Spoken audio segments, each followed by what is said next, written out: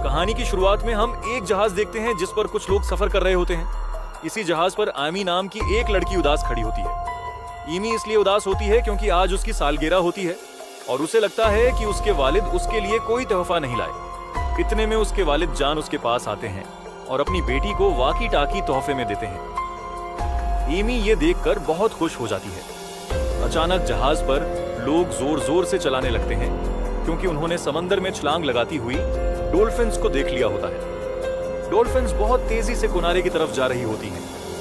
लोग उस मंजर को खुशी से देख रहे होते हैं, मगर हकीकत में वो नहीं जानते होते कि डॉल्फिन्स अपनी जान बचाकर भाग रही हैं, क्योंकि उनके पीछे एक बहुत खतरनाक मॉन्स्टर लगा होता है। जहाज पर मौजूद लोग इस खतरे से बेखबर होते हैं। अचानक वो मॉन्स्टर नीचे से आकर जहाज पर हमला कर देता है, जिससे जहाज उलट जाता है और सब लोग पानी में गिर जाते हैं। लेकिन अभी तक किसी ने उस मॉन्स्टर को वाज़ेह तौर पर देखा नहीं होता। लोग जैसे तैसे अपनी जान बचाकर एक सुनसान जजीरे पर पहुंच जाते हैं जहां मोबाइल नेटवर्क भी काम नहीं करता। यहां हम जॉन को देखते हैं जो बेहोश पड़ा होता है। एक आदमी आकर उसे उठाता है और होश में आते ही वो अपनी बेटी एमी को ढूंढने लगता है, मगर वो कहीं नहीं मिलती। अचानक उसे वाकी टाकी पर एमी की आवाज सुनाई देती है, मगर जल्द ही आवाज बंद हो जाती है। जान आगे बढ़ता है तो उसे कुछ फासले पर बहुत से लोग नजर आते हैं जो जहाज के हादसे के बाद जिंदा बच गए होते हैं। इन्हीं में उसे अपनी बेटी ईमी भी नजर आती है। जान उसे जिंदा देखकर बहुत खुश होता है और उसकी तरफ जाने लगता है, मगर एक आदमी उसे रोक लेता है और दूसरी तरफ इशारा करता है। वहां एक बहुत बड़ा और खौफनाक मॉन्स्टर सानप मौजूद होता है।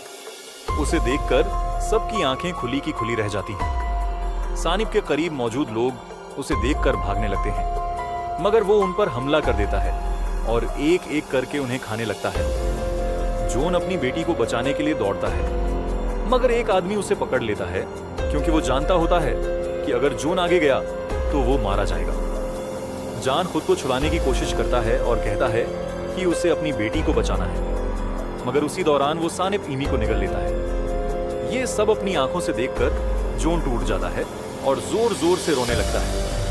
इतने में उसे दोबारा वाकी टाकी पर ईमी की आवाज सुनाई देती है। वो समझ जाता है कि ईमी अभी भी सानिप के पेट में जिंदा है। वो अपनी बेटी को बचाने का फैसला करता है और वो जंगल में जाने के लिए तैयार हो जाता है। यहाँ पर जेक नाम का लड़का भी जॉन के साथ जंगल में जाने को तैयार होता ही है। कुछ और लोग भी उनके साथ शामिल हो जाते हैं, जबकि कुछ लोग उन्हें रोकने की कोशिश करते हैं, मगर वो जंगल में दाखिल हो जाते हैं। जो लोग बाहर रह जाते हैं वो उन्हें बेवकूफ समझते हैं, मगर जल्द ही एक अजीब सी मखलूक उनके एक साथी को जंगल में घसीट लेती है। ये देखकर बाकी लोग खौफजदा होकर भाग जाते हैं। एक आदमी जब जंगल की तरफ देखता है तो एक सरख जबान जैसी चीज उसे पकड़कर अंदर खींच लेती है। दूसरी तरफ सांप अपने ठिकाने पर पहुंचकर निगले हुए लोगों को एक गड्ढे में निकाल देता है और उन्हें वहां फेंक देता है। यहाँ पता चलता है कि वो एक मादा सांप है और इस गड्ढे में उसके अंडे मौजूद हैं। वो अपने आने वाले बच्चों के लिए खुराक जमा कर रही होती है। सांप के जाने के बाद गड्ढे में मौजूद कुछ लोग जिंदा होते हैं, जिनमें एमी भी शामिल होती है। जहाज का कप्तान बाहर निकलने का रास्ता तलाश करता है, मगर गड्ढा बहुत गहरा होने की वजह से निकलना तकरीबन नामुमकिन होता है। उसी दौरान वो सानिप के अंडे देखते हैं।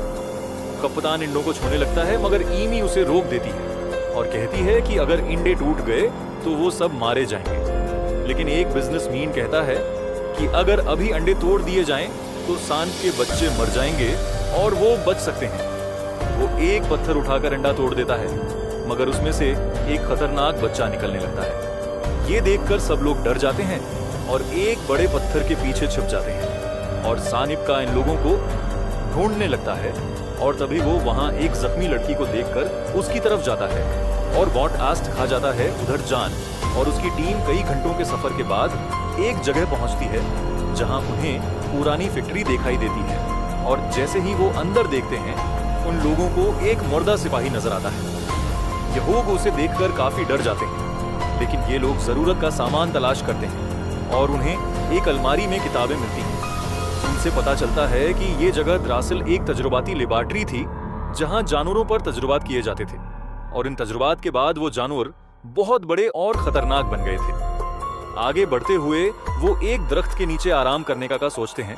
जॉन जैसे ही दरख्त की शाखें काटता है जिससे स्याह रंग का माया निकलता है। इसी दौरान एक आदमी सिगरेट जलाने के लिए माचिस जलाता है और जलती तिली उस माया में गिर जाती है जिससे आग भड़क उठती है। बड़ी मुश्किल से वो आग बुझाते हैं, मगर उसके धुएं से जॉन को चक्कर आने लगते हैं और उसे अजीब मनाजिर नजर आते हैं, जैसे उसके साथी बड़ी शक्ल में उसके देखकर हंस रहे हों और जैसे सांप उसकी तरफ आ रहा हो और उसकी बेटी उसे कह रही हो कि आप मुझे बचा नहीं सके।